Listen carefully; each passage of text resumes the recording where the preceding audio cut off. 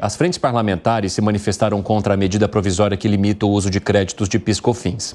Eu vou conversar agora mais uma vez com a Marília Ribeiro, que vai trazer as informações para a gente, porque os colegiados querem que o Congresso devolva a MP editada pelo Ministério da Fazenda. É isso, Marília? E de que maneira que esse movimento poderia acontecer? Conta para a gente agora. Oi, Evandro. O grupo com 23 frentes parlamentares aqui do Congresso Nacional fez um manifesto e disse que está preocupado com as graves consequências que essa MP da compensação pode trazer para a economia nacional. Para os parlamentares, os setores que seriam mais afetados por essa medida provisória é o industrial, o agroindustrial, petroquímico, o de alimentos, o de medicamentos e o de demais setores de exportação. A nota dos parlamentares pede que o presidente da Câmara dos Deputados, Arthur Lira, e o presidente do Senado Federal devolva imediatamente essa medida provisória sobre a compensação. Caso isso não seja possível, eles também sugerem nessa mesma nota que seja colocado em regime de urgência nas comissões e plenários para que o Congresso Nacional a rejeite, cessando assim a sua vigência. Quem comentou sobre essa resistência que essa MP vem enfrentando dos setores foi o ministro da Fazenda, Fernando Haddad, e nós vamos ouvi-lo agora. Tem muito de calor do momento. Isso vai se dissipando à medida que as pessoas compreenderem o objetivo de reduzir um gasto tributário que em 3 anos foi de 5 para 22 bilhões de reais. Não tem cabimento um gasto tributário específico de crédito presumido, ou seja, um imposto que não foi pago e que é devolvido. Evandro, segundo cálculos do próprio Ministério da Fazenda, se essa política de desoneração for continuada, ela vai custar em 2024 26,3 bilhões de reais aos cofres, sendo 15,8 bilhões para as empresas e 10,5 bilhões aos municípios. O governo apresentou essa medida provisória de compensação sobre a desoneração da folha dos 17 setores da economia e de municípios com até 156 mil habitantes, porque a Lei de Responsabilidade Fiscal exige que as renúncias de receita elas sejam acompanhadas de uma fonte de compensação. Evandro. Muito obrigado pelas informações. Bom trabalho, Marília. Gustavo Segre, a gente vê aí uma guerra de números, né? Para ambos os lados, ou uma guerra de números para justificar por que a proposta não serve e a do Ministério da Fazenda para dizer por que essa proposta seria necessária para organizar os cofres públicos. Aonde que a gente fica no meio desse bombardeio? Teria que gastar menos. Se o governo gastasse menos, não precisaria isso. Tem um nome, essa MP, que é do equilíbrio fiscal. Mas o equilíbrio fiscal sempre pressionando a tributária para cima. Vou dar um exemplo com números de novo. Eu padeço essa situação. Quando você importa um produto, tem determinados produtos, isso é determinado através de uma nomenclatura que chama NCM, são 8 números. Nesse NCM, toda a carga tributária do produto está regulamentada. Então, eu sei, através do NCM, quanto eu pago de IPI, quanto eu pago de imposto de importação, se vier fora do Mercosul, qual é PIS e COFINS, se eu preciso ter alguma necessidade de registro, se tenho licença de importação. E tem alguns produtos, por exemplo, autopeças, que vindo da Argentina, inclusive, pagam PIS e COFINS perto de 15%. Só que a alíquota normal é 9,25%. Então, eu pago 15% e alguma coisa na importação e eu vou vender com 9,25. Claro, eu vou comprar no preço pago na importação com o custo e pago depois com o preço de venda. Mas se eu ficar com crédito, o ministro está errado, com todo respeito. Não existe nenhuma empresa no Brasil que, tendo crédito, ela recebe dinheiro do governo. Não existe isso. São compensações. De novo, perde e compra, pego um imposto que eu tenho créditos federais e aplico para compensar, por isso o nome, com outros impostos federais. O que não tem devolução de dinheiro, ou seja, não tem saída de caixa. Não existe isso. E aí vem a outra questão que o próprio ministro está dizendo. E por que cresceu? Porque um dos setores que maior impacto tem nesse caso é o exportador, que cresceu também. Então, eu faço um produto que vou exportar e tenho que pagar os tributos, só que não exporto os tributos. Então, aí eu fico com crédito também. Então, são situações que eu lamento que quem está colocando essa MP não paga um único imposto, porque se pagasse imposto, ele saberia que a MP está errada. O que você acha, Fábio Piperno? Não, eu achei que foi tudo muito, de novo, né, muito fora de timing acima de tudo. Além dessas questões aí que o Segré apontou, é claro que o Ministério e, enfim, os governos, e não só esse, eles têm sim que vasculhar qualquer possibilidade de irregularidade, né, qualquer vaso por onde recursos públicos estejam escorrendo. Qualquer tipo de vazamento de recursos públicos. Então, por exemplo, identificaram algumas irregularidades do PES, naquela história lá de títulos agrícolas que passaram a ser utilizados por quem não tinha nenhuma relação com aquele tema, né, com aquele escopo. Então, isso é obrigação dos órgãos de fiscalização, exatamente para tapar esse escoamento irregular de recursos. Agora, há casos, por exemplo, a desoneração, a gente já inclusive discutiu muito aqui, tem que encerrar esse assunto em 2024.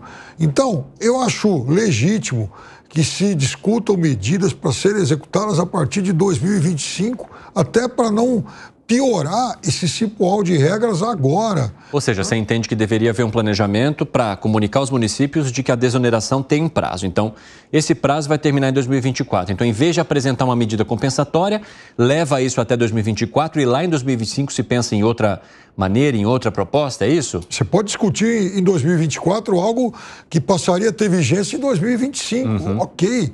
Mas, veja, são várias medidas que realmente elas estão trazendo muita confusão, né? Porque, veja, se esse negócio passa, qual vai ser feito por medida provisória, então de vigência imediata e pode ser, enfim, derrubado na frente. Esse é o problema. Não pode ser assim. Então, se discute algo que seja que seja definitivo, mas a partir de 25. Essa palavra é muito forte aqui para o Brasil, a palavra definitivo aqui, né? Nós já vimos outros exemplos que mostram que ela vai virando farelo, né, ao longo do tempo aqui. Eu quero acrescentar mais um fato para discutir com vocês, Aigane, por quê? O ministro da Secretaria das Relações Institucionais, o Alexandre Padilha, declarou ter expectativa de que o Congresso aprove a medida provisória. Ele acha que é uma boa medida. O que está acontecendo, hein? Porque o movimento que a gente enxerga em todo o entorno é oposto ao que pensa ou à expectativa que diz ter Alexandre Padilha. E eu falo diz ter porque eu não sei se o que ele diz é o que ele pensa também, hein, Zé Maria? Pois é. Pois é. Olha, um papagaio de 30 bilhões, quase 30 bilhões. Há divergências aqui, né, entre 20 e 30 bilhões, as contas são múltiplas, né? O Segré, você fala, o empresário não paga imposto, né? Ele não pode pagar imposto, porque a alíquota de imposto é inclusive maior do que o lucro em vários setores, ou na maioria dos setores. Se o empresário pagar imposto, ele quebra. Então, ele transfere imposto, cobra e transfere. Né? Essa é a realidade. E, por outro lado, o ministro, quando ele fala de dinheiro, o dinheiro é fungível, né? Ou seja, ninguém sabe onde está o dinheiro quando ele entra no caixa. Então, o que deixa de arrecadar é um dinheiro que paga, um dinheiro que não entra, mas que, enfim, é um dinheiro que gastou. Mesmo ele deixou de arrecadar, é uma perda. Então, esse é o raciocínio geral. Eu entendo o seguinte, o governo tem que assumir que perdeu essa, está atrapalhando. As pessoas não estão fazendo plano, não tem como fazer plano nos próximos 3 meses, porque a cada mês aparece uma medida provisória, uma tentativa de recuperar esse rombo, é assumir que perdeu o assunto. O Congresso não quer. O Congresso não quer, o Congresso prorrogou, Lula vetou, derrubou o veto, devolveu medida provisória, para com isso. O governo perdeu essa e pronto, e toca a vida para frente. Falta isso.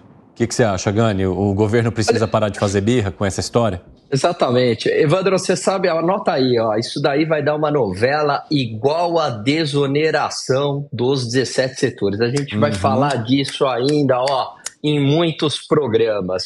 Agora, de qualquer modo, né, quando se coloca esse tipo de aumento de carga tributária, porque na prática é mais pagamento de imposto à medida que você não pode utilizar o crédito tributário para bater um outro imposto. E aí existe o tal do ônus tributário, porque o que o Zé falou é verdade, só que tem um porém. Né? Você não consegue passar integralmente o imposto no preço. Então, o ônus tributário, né, quando a gente olha ali na ciência econômica, ele é repartido entre o empresário e o consumidor. Quanto mais o empresário consegue repassar o preço, isso tem muito a ver com produtos onde o consumidor necessita mais daquela mercadoria, então o empresário tem mais poder de repasse, o ônus fica com o consumidor. Mas nem sempre isso é possível, então acaba tendo uma perda, né, econômica, a gente chama isso de peso morto, tecnicamente, para ambos. E há uma ineficiência econômica. E aí, se você vai estrangulando cada vez mais com o imposto, você vai desincentivando a produção, Evandro. E aí pode cair a arrecadação. Por outro lado, o gasto continua aumentando. Agora, tem reflexo isso no mundo real. Veja, a Bolsa Brasileira, desde o pré-pandemia até agora, subiu 2,5%. É ridículo. No período, 2,5%. A Bolsa Antecipador de Futuro. Se você pegar o S&P 500 nos Estados Unidos, subiu 63%. A gente está falando de 2,5%. A gente está no mesmo patamar do pré-pandemia. Quer dizer, as expectativas estão muito ruins. O dólar bateu 5,30. Por quê? Porque está todo mundo correndo para a moeda forte. A Selic, que tinha uma expectativa de fechar o ano com 9%, agora é 10,25. Se for 10, estão estourando champanhe. Então tudo piorou. Juros futuros pioraram. A Bolsa piorou. O dólar piorou. E isso é um indicativo de que as expectativas estão deteriorando. Por quê? Porque não há ajuste fiscal nesse país no lado do gasto público. A gente vai trazer até números interessantes sobre isso daqui a pouco. É o próximo tema, Gani. Foi até bom que você adiantou para eu colar. Só o Segré quer trazer uma observação antes. São duas. Claro. A primeira, esse assunto de não poder utilizar o crédito fiscal provoca uma distorção nos balanços das empresas, porque não é um custo. Você, Maria, colocou perfeito. Só que o empresário, quando importa ou produz, ele paga uma parte na nota fiscal ou no processo de importação. Isso é um gasto, um custo financeiro, porque depois, quando ele vende o produto, ele vai recuperar, como muito bem mencionou Zé Maria. Mas tem dois detalhes aí que me parecem não são tão técnicos se vai dar para entender. A primeira, se eu tenho um estoque, dentro desse estoque eu já paguei os impostos que estão atribuídos ao estoque. E segundo, se eu fico com crédito fiscal de impostos, no meu balanço vai estar no ativo. Ou seja, é uma disponibilidade da empresa, mas não é um disponível. Eu vou ter aí impostos a recuperar, um monte de dinheiro, mas eu não vou ter a possibilidade de utilizar esse dinheiro. Está distorcendo o balanço. E por último, se alguém do Congresso, do governo, assiste 3 em 1, e sabemos que assiste, busca, se quiser, uma questão arrecadatória, preços de transferência. Aí vai ter um monte de dinheiro que hoje não está pagando e que poderia ser uma boa qualificação para arrecadar. E só uma ideia, não pense em taxar dividendos se não diminui os impostos ao consumo, porque taxação de dividendos é o próximo passo. Estou vendo o futuro, estou lendo a mente do ministro. Vem aí. Taxação de dividendos. Vem aí, lá na frente a gente vai analisar aqui, hein, Gustavo Segré.